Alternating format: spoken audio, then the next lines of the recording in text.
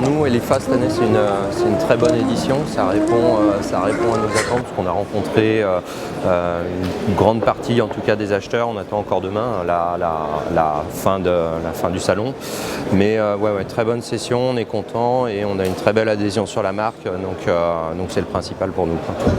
Bon, déjà nous Wall, on est une entreprise qui a 100 ans cette année, en fait nos 100 ans en octobre, on est encore une entreprise familiale. 100 ans après, donc c'est la 4e génération qui vient de s'installer de Wall. On est leader mondial en termes de production, parce qu'on produit l'intégralité de nos produits dans nos propres usines. Donc on arrive en fait à sortir aujourd'hui des produits d'une très grande qualité avec beaucoup de contrôle tout au long de la chaîne de fabrication et notamment en sortie de chaîne, ce qui fait que la qualité et notre savoir-faire fait qu'on a réussi à perdurer pendant 100 ans. Et donc on arrive à travailler sur des produits premium et des produits aussi plus entrée de gamme, mais qui restent qualitatives et qui font le job. Et c'est ce que demande aujourd'hui le consommateur lorsqu'il s'achète une tondeuse, c'est que dans un premier temps, elle fasse le job, quoi. On a 7 usines, on en a 3 en Europe, 2 en Asie et 2 en Amérique. Et donc on essaye de régionaliser la production pour réduire l'impact écologique et aussi réduire les temps de livraison.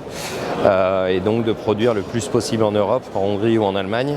Et on produit quand même nos entrées de gamme dans nos usines en Chine, avec les mêmes process de fabrication. Et de la même manière, on essaye de régionaliser la production avec une usine aux États-Unis pour toute la partie américaine. Alors au niveau des marchés, on commence à être présent un peu partout en Europe. Maintenant, il y a des marchés qui étaient plus secondaires, ou alors en tout cas où on a mis plus de temps à percer, comme par exemple le Portugal et d'autres pays d'Europe de l'Est. Sur la France, aujourd'hui, on est présent chez les électrospécialistes, on est présent sur la grande distribution alimentaire. On est en train de se structurer pour lancer et travailler le e-commerce, parce que c'est une vision différente et on veut maintenir une stratégie qui est claire pour les distributeurs. Et donc là-dessus, c'est un canal de distribution qu'on n'avait pas encore investigué, qu'on n'avait pas encore eu le temps d'investiguer et qu'on va se lancer en 2020 en tout cas.